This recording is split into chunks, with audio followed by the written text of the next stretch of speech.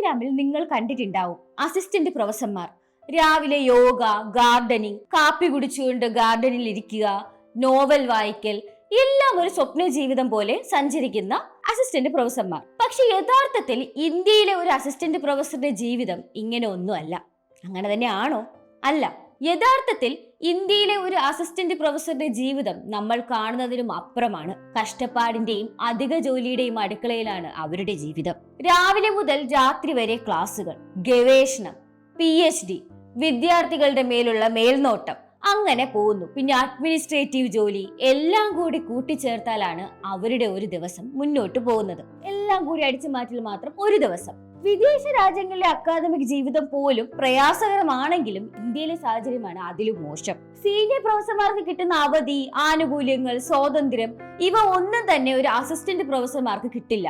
പലരും ശനിയാഴ്ച പോലും ജോലി ചെയ്യേണ്ടി വരുന്നുണ്ട്. അസിസ്റ്റന്റ് പ്രൊഫസർമാർ പലരും ശനിയാഴ്ച പോലും ജോലി ചെയ്യേണ്ടി വരുന്നു. ചിലർക്കോ വേനലവധിയുമില്ല. സ്വകാര്യ സർവകലാശാലകളിൽ പലപ്പോഴും സ്ഥിര അധ്യാപകരുടെ ജോലികളും കരാർ അടിസ്ഥാനത്തിലാണ്. ഇതെല്ലാം തന്നെ കരാർ അധ്യാപകർ ചെയ്യേണ്ടി വരുന്നുണ്ട്. ഇല്ല എന്ന് പറയാനുള്ള വഴിയില്ല. കാരണം അസിസ്റ്റന്റ് പ്രൊഫസർഷിപ്പ് കരാർ അടിസ്ഥാനത്തിലാണ് നൽകുന്നത്. കൂടുതലും അങ്ങനെയാണ്. നാഷണൽ എഡ്യൂക്കേഷൻ പോളിസി 2020 പ്രോത്സാഹിപ്പിക്കുന്ന രീതിയിൽ. അതിനാൽ തന്നെ ഒരു ദിവസം തന്നെ എപ്പോൾ വേണമെങ്കിലും ജോലിയിൽ നിന്ന് പിരിഞ്ഞു പോവേണ്ടി വരും, അല്ലെങ്കിൽ ജോലിയിൽ നിന്ന് പുറത്താക്കപ്പെടാം.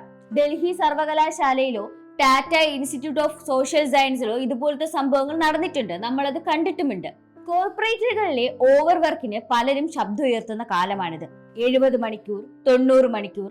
വീക്കിന്റെ പേരിൽ ഇൻഫോസിസിലെ സ്ഥാപകൻ നാരായണ മൂർത്തിയും LNT ബോസും വിമർശിക്കപ്പെട്ടിട്ടുണ്ട് ഒരു സമയം. ഏണസ്റ്റ് ആൻഡ് യങ് അല്ലെങ്കിൽ E&Y എന്ന് പറയുന്ന കമ്പനിയുടെ ജീവനക്കാരിയുടെ ആത്മഹത്യയെക്കുറിച്ച് രാജ്യവ്യാപകമായി ചർച്ചകൾ നടന്നിരുന്നു. പക്ഷെ അക്കാദമിക് മേഖലയിൽ നടക്കുന്ന ഇതുപോലുള്ള പ്രവർത്തികൾ അല്ലെങ്കിൽ അതിവീർത്യമായിട്ടുള്ള ഈ സോഷ്യൽ സംസ്കാരം അത്ര ശ്രദ്ധിക്കപ്പെടുന്നില്ല. കാരണം പലതുണ്ട്. കരാർ അധ്യാപകർക്ക് സംസാരിക്കാൻ പേടിയാണ്. കാരണം അധ്യാപകർ സ്വയം തൊഴിലാളി സമൂഹത്തിന്റെ ഭാഗമാണെന്ന് അവർ കരുതുന്നില്ല.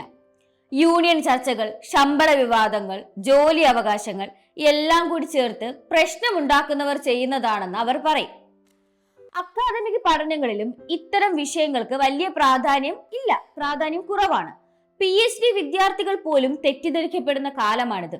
NET, നാഷണൽ എലിജിബിലിറ്റി ടെസ്റ്റ് പാസ്സായാൽ ജോലി കിട്ടുമെന്ന് പലരും കരുതുന്നു. പക്ഷെ യഥാർത്ഥമോ? നെറ്റ് ഒരു ചെറിയ ഘടകമത്രേ. പഠിപ്പിക്കൽ അനുഭവം, പ്രസിദ്ധീകരണങ്ങൾ, PhD ഇതെല്ലാം തന്നെ വേണം ഒരു ജോലി കിട്ടാൻ. അല്ലാതെ നെറ്റ് മാത്രം പറ്റില്ല. ഒരു പോസ്റ്റിന് 100 കണക്കിന് അപേക്ഷകരാണ് വരുന്നത്. ഗസ്റ്റ് ലെക്ചറർ സ്ഥാനത്തിനായി ടീച്ചിങ് ഡെമോ എടുക്കണം. ശമ്പളത്തെക്കുറിച്ചും വലിയ ആശയക്കുഴപ്പം. പലരും കരുതുന്നുണ്ട് അസിസ്റ്റന്റ് പ്രൊഫസർ ആണെങ്കിൽ ഉറപ്പുള്ള ശമ്പളമാണെന്ന്. യഥാർത്ഥത്തിൽ അങ്ങനെയല്ല. സെൻട്രൽ യൂണിവേഴ്സിറ്റികളിൽ മാത്രം 57,700 രൂപയാണ് അലവൻസ് ഒഴികെ കിട്ടുന്നത്. കരാർ സ്വകാര്യ സ്ഥാപനങ്ങളിൽ അതുപോലും കിട്ടുന്നില്ല.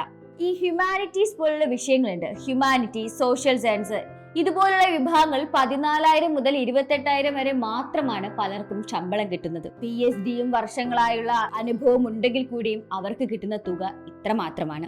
2024 ഫെബ്രുവരിയിൽ ജമ്മു കാശ്മീർ സർക്കാരിന്റെ ഒരു ഉത്തരവുണ്ടായിരുന്നു. കരാർ അധ്യാപകരെ മാറ്റി ഗസ്റ്റ് ഫാക്കൽറ്റി ആക്കുക. ഫലം എന്തായി?